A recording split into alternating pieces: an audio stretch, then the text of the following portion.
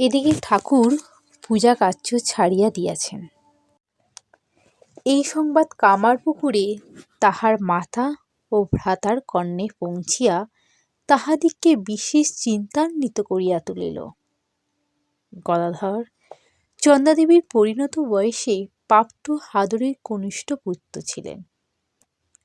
সুখে দুঃখে অধীরা হইয়া তিনি পুত্রকে বাটিতে ফিরাইয়া আনিলেন এবং তাহার উদাসীন চঞ্চল ভাব ও মা মা রবে কাতর ক্রন্দনে নিতান্ত ব্যাকুলা হইয়া প্রতিকারের নানারূপ চেষ্টা পাইতে লাগিলেন।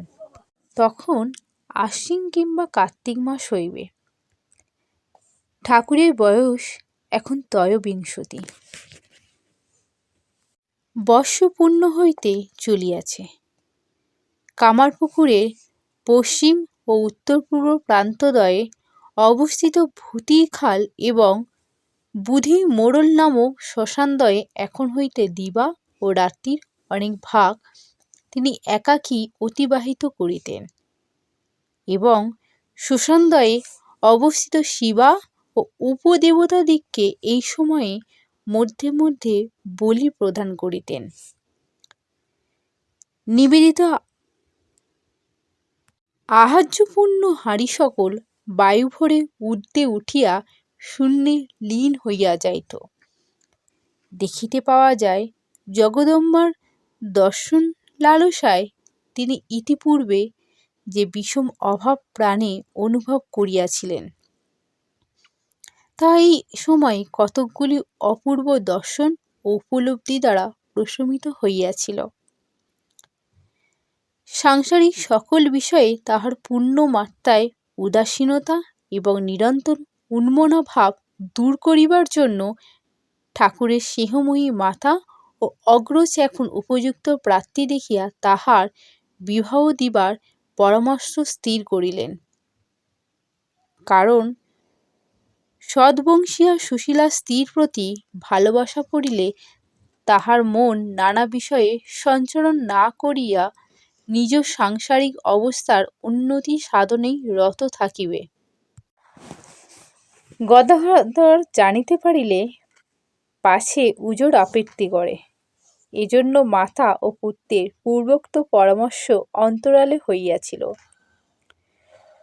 চতুর গদাধরের কিন্তু ঐ বিষয় জানিতে অধিক বিলম্ব হয় নাই।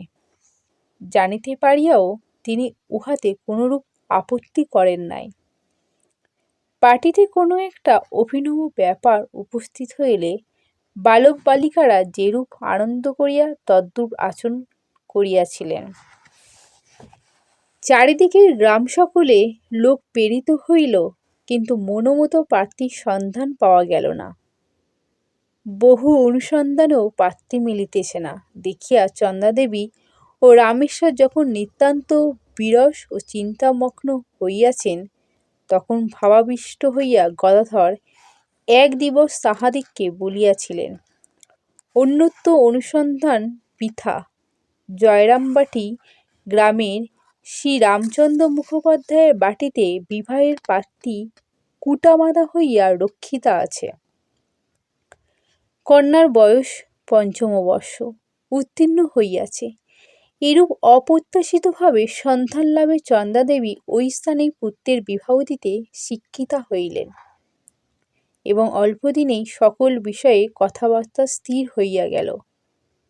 অনন্তর শুভদিনে শুভমুহূর্তে শ্রীযুক্ত রামেশ্বর কামারপুকুরে 2 ক্রোশ পশ্চিমে অবস্থিত জয়রামবাটি গ্রামে ভ্রাতাকে লইয়া যাইয়া শ্রীযুক্ত রামচন্দ্র মুখোপাধ্যায় একমাত্র কন্যার সহিত শুভ পরিণয় ক্রিয়া সম্পূর্ণ করিয়া আসিলেন।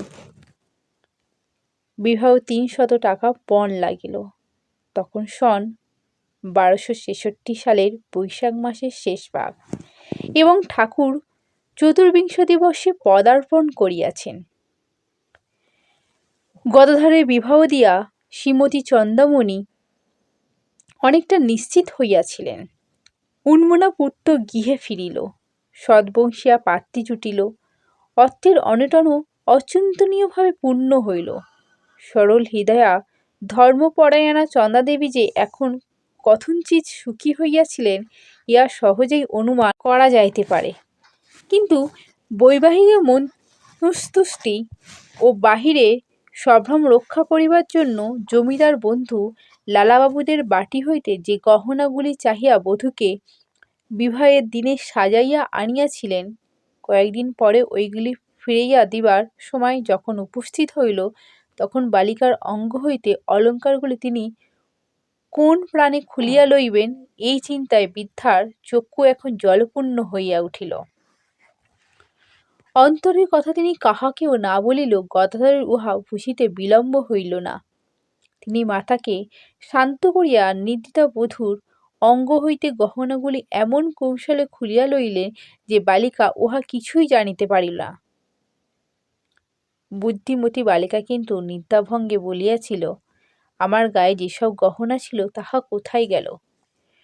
চন্দ্রাদেবী তাহাতে সজল নহিনে তাহাকে ক্রয়ে লইয়া সান্ত্বনা প্রদানের জন্য বলিলেন, মা, গদাধর তোমাকে ওই সকলের অপেক্ষাও উত্তম অলঙ্কার সকল ইহার পর কত দিবে। এইখানে কিন্তু ওই বিষয়ে পরিসমাপ্তি হইল না। কন্যার ক্ষুল্লতা তো তাহাকে ওই দিন দেখিয়া আসিয়া সকল কথা জানিতে পারিয়া অসন্তোষ প্রকাশপূর্বক ওই দিনই কন্যাকে তাহার পিত্রালয়ে স্থানান্তরিত করিলেন। মাতার মনে ওই ঘটনার বিশেষ বেদনা উপস্থিত হইয়াছে দেখিয়া গদাধর তাহার ওই দুঃখ দূর করিবার জন্য পরিহাসচ্ছলে বলিয়াছিলেন, উহারা এখন যাহাই বলুক ও করুক না, বিবাহ তো আর ফিরিবে না। বিবাহের পর ঠাকুর প্রায় 1 বৎসর 7 মাস কাল কামার পুকুরেই অতিবাহিত করিয়াছিলেন।